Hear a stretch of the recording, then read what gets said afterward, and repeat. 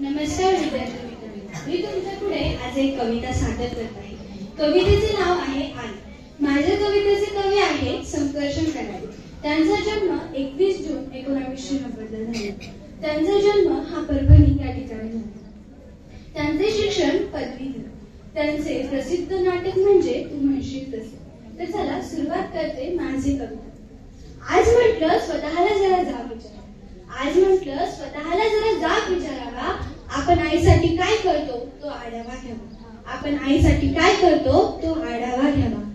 आपण पहाटे उठलो आणि आई दुपारी. आपण पहाटे उठलो आणि आई दुपारी. असं कधी झालंय का? आपण पहाटे उठलो आणि आई दुपारी. असं कधी झालंय का? आपण जेवायच्या आधी आईचं ताट कधी वाढलंय का? आपण जेवायच्या आधी आईचं ताट कधी वाढलंय का? देवा आईला हवं ते मिळू दे. देवा आईला हवं ते मिळू दे अशी प्रार्थना कधी केलीये? देवा आईला हवं ते मिळू दे अशी प्रार्थना कधी केलीये? पाहिलं का आई ऑनलाईन शेवट कधी आलीये? पाहिलं का आई ऑनलाईन शेवट कधी आलीये? तिच्या बर्थडेची पार्टी तिच्या मैत्रिणींना बोलून कधी देतो का?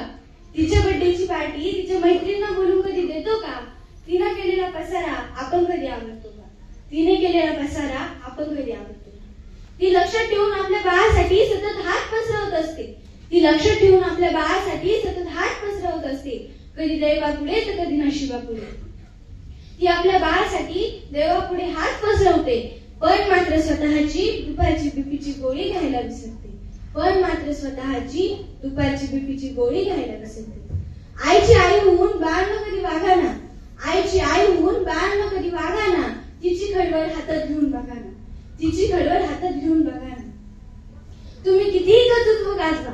तुम्ही कितीही कर्तृत्व गाजवा तुमची झेप कमी पडते. तुम्ही कितीही कर्तृत्व गाजवा तुमची झेप कमी पडते. आणि आईने कड्यावर घेतल्यावरच आपली उंची वाढते. आणि आईने कड्यावर घेतल्यावरच आपली उंची वाढते. कशाला त्या आत्मा आणि श्रद्धांच्या गप्पा हाणतात? कशाला त्या आत्मा आणि श्रद्धांच्या गप्पा हाणतात? आईच्या पोटी येताना देव कुठे म्हणतात. आईच्या पोटी येताना देव कुठे म्हणतात. नको कुणाशी स्पर्धा देवा. नको कुणाशी स्पर्धा देवा. नको कुणाचा हेवा. जग जिंकायचे मित्रांनो तर आईच्या पायावर डोकं ठेवा. जग जिंकायचे मित्रांनो तर आईच्या पायावर डोके ठेवा. धन्यवाद.